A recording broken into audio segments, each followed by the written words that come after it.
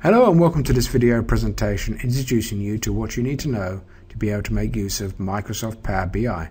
Before I introduce Power BI, it's worth summarizing Excel BI self-service tools such as Power Query and Power Pivot.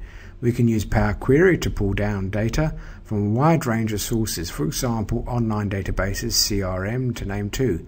Using Power Query, we can shape, trim, change column headings, the data type, to model the data to suit our data requirements. Power Pivot we can use to summarize our data. Power Pivot enables us to combine multiple data sources that are related to build complex data models. Power Map we can use either Power Query or Power Pivot to present our audience with geographical representation of our data.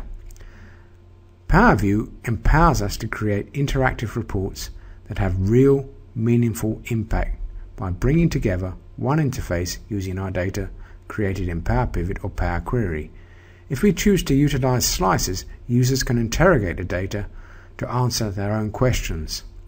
The next step up to Excel self-service tools is Power Business Intelligence for Office 365. This evolutionary stack is accelerating at an ever faster rate.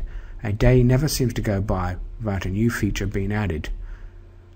One of the principal advantages of Power BI for Office 365 is it's a web-based technology.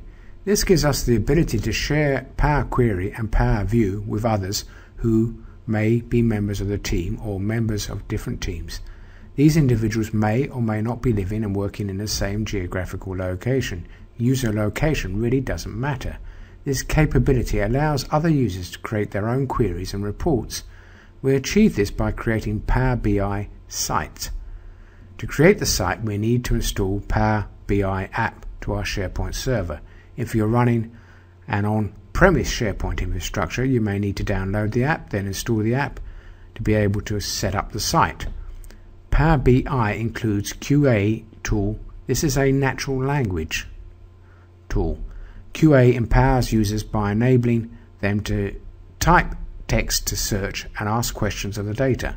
Ideally, end users need to be involved in the development. Let me explain. Often analyst departments have naming conventions that differ, but the terms often refer to the same thing. If the differing terms are known, synonyms can be added to the analyst term.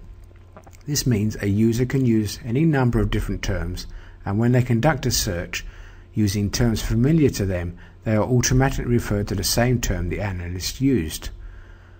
Also with Power BI, we have the ability to manage queries and manage the data. We can edit, amend or move queries. The final feature I'd like to mention, Microsoft offers us Power BI Mobile. This can be found in the Windows Store app. What do you need to use Power BI for Office 365?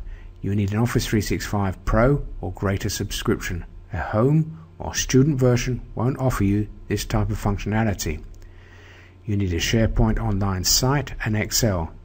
You need to add an Excel self-service tools, Power Query and Power Map. You might need to enable Power Pivot if you haven't already done so. So what can you do if you don't have Office 365 subscription or you only have Office 365 student or home version? There is an option. It's called Power BI Desktop. This is a standalone product offering free and paid services. This offering is an independent of Office 365 and works in similar ways. There's also an online option for this software. Thank you for taking the time to watch this video. I hope I clarified a few points for you and you're ready to begin exploring Power BI.